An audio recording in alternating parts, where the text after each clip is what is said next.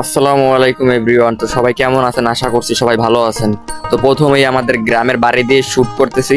So আগেই বলে রাখি, এটা কোনো ব্লগ না, এটা একটা ডকুমেন্টারি টাইপ ভিডিও। তো এই ভিডিওটা করতে আমার পুরো 1 বছর সময় লেগেছে। 1 বছরে যে 6টি ঋতু আমাদের বাংলাদেশে, সেই 6টি ঋতুর ভিডিও এইটা আর কি, পুরো ডকুমেন্টারি টাইপ বলা যায়। তো সর্বপ্রথম ভিডিওটা শুট করতে আমি চলে আসি আমাদের কাঁচার উপরে। তো এটা পুরো 1 বছরে তৈরি করা আমার একটা ভিডিও, মানে প্রত্যেক বছরে প্রত্যেক ঋতুতে আমি একটা করে ক্লিপ রেখে দিয়েছিলাম। তো সর্বপ্রথম যে ভিডিওটা আমি এখানে অ্যাড করেছি সেই ভিডিওটা ছিল আমাদের কাঁচার পাড়ে। এরপরে সেকেন্ড ভিডিওটা ছিল আমাদের গ্রামের মাঠে, ছেলে মেয়ে ঘুরে উড়াচ্ছে। এখানে চলছিল মাটি কাটার সমারোহ। যার জমি সে বলছে মাটি কেটে নিয়ে যেতে এখানে ব্লক টাইপের মতন একটা হবে, যেখানে ধান চাষ করা হবে। ধান চাষ করতে গেলে তো সমান লেভেলের মাটি থাকলে হবে না, সেক্ষেত্রে গর্ত লাগবে। এখানে গর্ত লাগবে, তো জমির মালিক কোনো প্রকার মাটি নেবে না, সবাইকে কেটে নিয়ে যেতে বলছে। সেহেতু গ্রামের লোকজন এসে এখানে ভিড় করেছে, ছোট বড় সবাই একসাথে এখান থেকে মাটি কেটে নিয়ে যে যে যার বাড়িতে নিয়ে যাবে। সর্বপ্রথম এখান থেকে মাটি কেটে উঁচু এক জায়গায় রাখছে, পরে এখান থেকে পরে আবার মাটিগুলো তাদের বাড়িতে নিয়ে যাবে।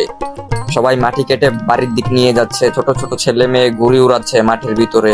কড়া রোদ, তারপরও তারা থেমে নেই, তারা তাদের মতন হেসে খেলে বেড়াচ্ছে। তো এইখানে আবার জোয়ারের পানি চলে এসেছে ধান লাগানোর আগের মুহূর্ত। এখানে এখন ট্রাক্টর দিয়ে ভুঁই চাওয়া হবে, তারপরে এখানে ধান লাগানো হবে। তো দেখতে পাচ্ছেন এইখানে আবার ট্রাক্টর চলেও এসেছে।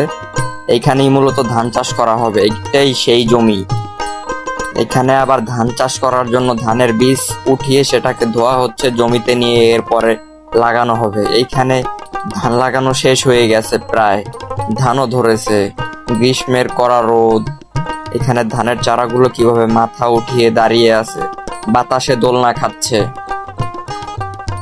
এইখানে আমি আবার গ্রীষ্মের ভর দুপুরে আমাদের পুকুর পাড়ে এসে আমি বসে নিরালায় ভাবতে থাকি আমার জীবন নিয়ে।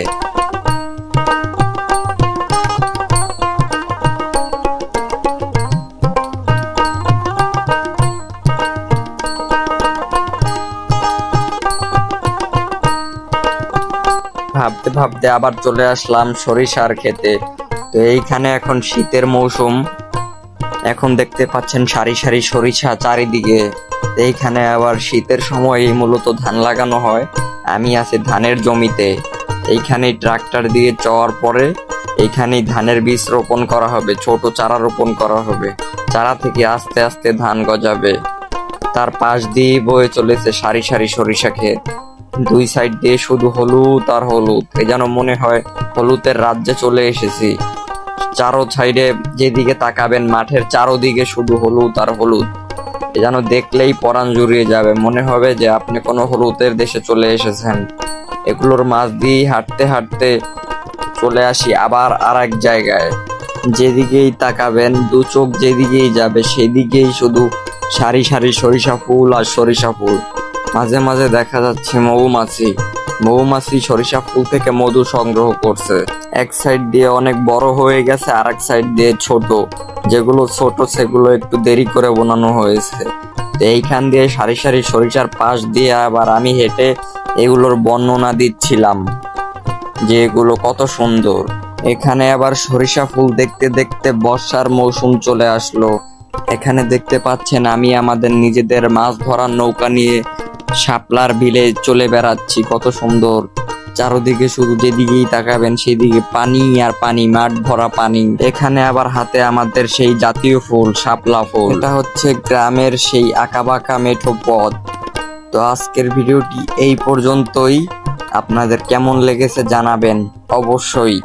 আর আমার এই ভিডিওটা শুট করতে 1 বছর চলে গেছে।